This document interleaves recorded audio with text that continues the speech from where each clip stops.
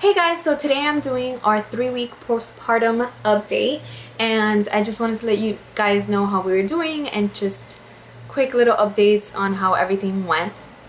The baby and I are both doing great. I definitely expected to be in a lot more pain and discomfort than I am. It was actually really good. I didn't feel pain besides probably the first and second day. I was definitely walking around right after the C-section, and I'm gonna make just a video completely on the delivery and how I felt and all of the details in that. But right now I just want to give you guys an update on how we are doing, what we're doing kind of like day to day, how she sleeps, how she eats, and all that.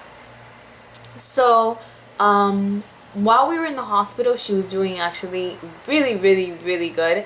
We had a routine set up where, since I had the C-section, I couldn't get in and out of bed as quickly as I would like to. So my husband was sleeping on the couch next to my bed, and the baby was on my left and the baby was on my right. So basically what we would do is I would wake up, because she would definitely just sleep through the night if we left her. So I would wake up every 2 to 3 hours, wake my husband up. He would go get her, bring her to me. I would feed her, and when I was done feeding, I would then wake him up again, and he would get up, get the baby, burp the baby, change her diaper, swaddle her, and put her back in her little bed and go back to sleep, and we would all keep sleeping, and then I would wake up again the next 2 to 3 hours. So that was definitely our routine, and she would sleep automatically the second that he would put her down. So that was amazing. We never really had trouble with that. She never really cried unless she was really hungry, but normally we never let it get to that. We would just feed her every 2 to 3 hours, and she was just a perfect little angel. So I couldn't believe it. Breastfeeding was amazing. Right the first day that I had her and tried to breastfeed her, she caught on. She latched on really fast, and I was just like, okay. And every time she would fall asleep, I would kind of just tickle her in her little cheeks or tickle her feet or do something so she would wake up again, because that was the one thing that I didn't really enjoy during breastfeeding, is that she would start breastfeeding and then kind of just fall asleep, which is normal because that's what babies do. But I wanted her to be able to get sufficient amount of milk, so I would kind of wake her up. Sometimes we even grabbed a wipey and kind of just put it around her so she would feel the cold and wake up a little bit. And that was about it. The first day breastfeeding was amazing. The second day I was a little bit sore, but I just figured it was because I had never done that before. I had never breastfed before, so obviously my chest area was painful. Specifically, my nipples were very sore. But I just kept breastfeeding. Then the third day, I think it was my right breast, I think. She kind of not bit because she doesn't have teeth, but she kind of grabbed onto half the nipple instead of the whole nipple, and cut me a little bit. So I kind of started bleeding a little bit, but the nurses would come in and I kind of explained what happened. So they gave me a cream, but she didn't like it. They said that it was not harmful for the baby or anything, but every time I would put the cream, and then I would obviously put the cream, let it dry, she would sleep for 2 hours, and the next time that she would feed on that breast, she would just make this gross face. She was like, ugh. So she knew there was something there that wasn't supposed to be there. So then the next nurse that came in told me, breast milk kind of does the same thing as the cream. So when you're done feeding her, just squeeze a little bit of milk and just leave it around there, let it dry, and then just put your clothes back on, and the next time she feeds, it should be better.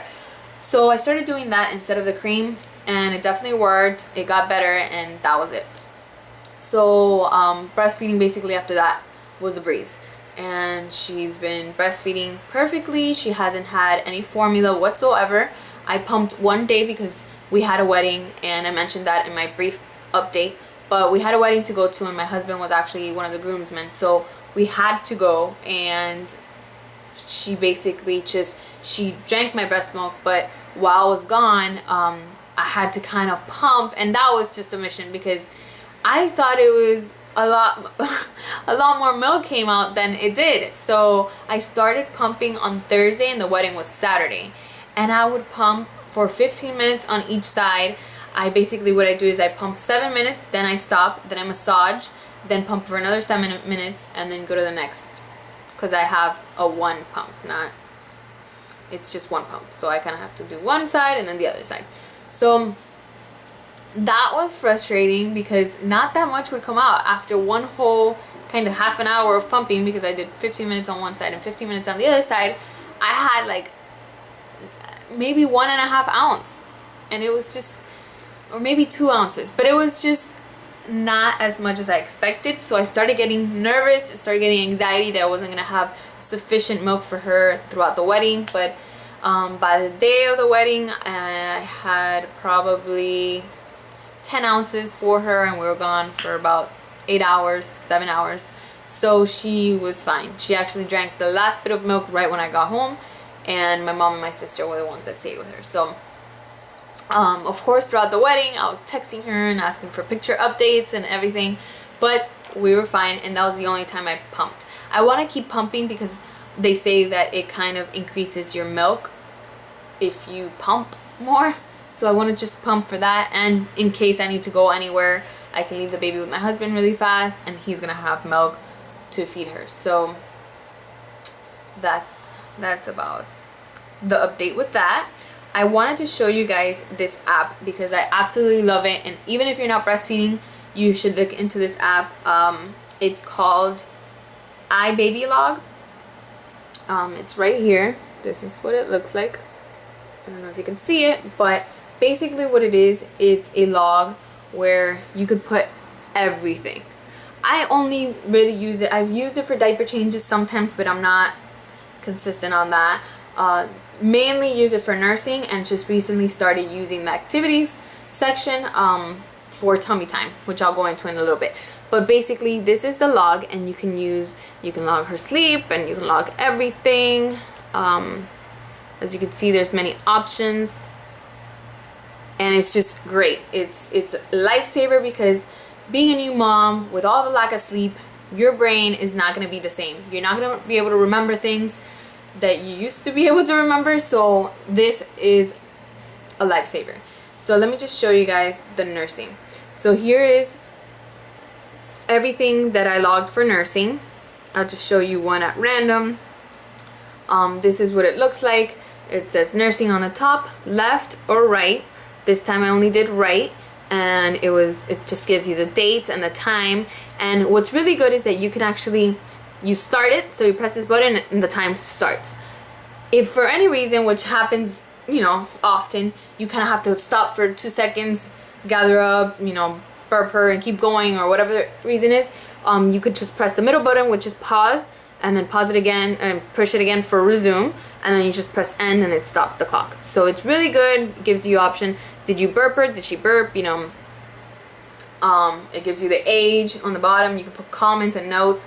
So it's really, really, really good. The diaper changes is kind of the same thing. I don't use this as often as I use the nursing log, but basically it's the same thing. It gives you the date, and then it says, is it a wet diaper, dirty diaper, did it leak, and so forth. So it's really, really convenient. I just recently started using the activity app, activity log section, and it's basically, it says activity on the top, and I titled it tummy time because that's what we're doing now.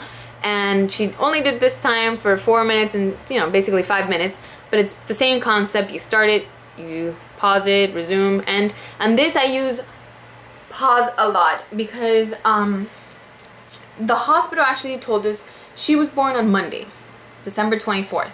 The hospital told us she could start tummy time that Sunday or that Monday, which she wasn't even a week old, 6 to 7 days. So when we went to the pediatrician's office for her kind of just her week checkup, she was 5 days old. It was on a Friday, and the pediatrician was start right away. So this is something that it's beneficial for the baby. The more she does it, the better for her. They have really no muscles yet in their build in their neck, so that's why their neck kind of just wobbles. And the more tummy time she has, the stronger her neck will be and the better for her. And also in the hospital, they kind of scared us. We took a kind of introductory baby course while we were at the hospital, and my husband and I both attended the class, and the instructor actually said that if you don't give her tummy time, what happens also is that their head kind of flattens out because the baby's always on her back. So you need to kind of get her a helmet to form and shape her head back to what it's supposed to be, and insurance doesn't cover that, besides the fact that you're going to be miserable because your baby's going to have to be around in this ugly helmet, and not, you know, it's just terrible to be seeing your child like that. It also costs $3,000 to $4,000, so you want to avoid that, and you want to build her neck as strong as possible.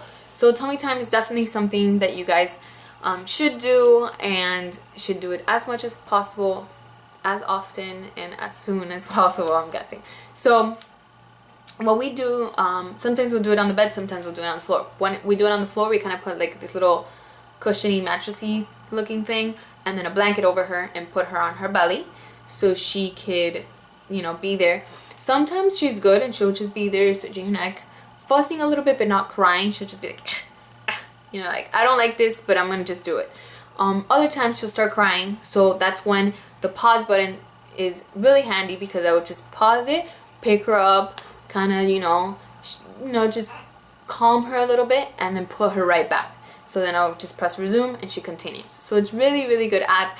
I think that you all should look into it. I don't know if it's only for the iPhone, but just have some sort of way where you can log it. I know some people create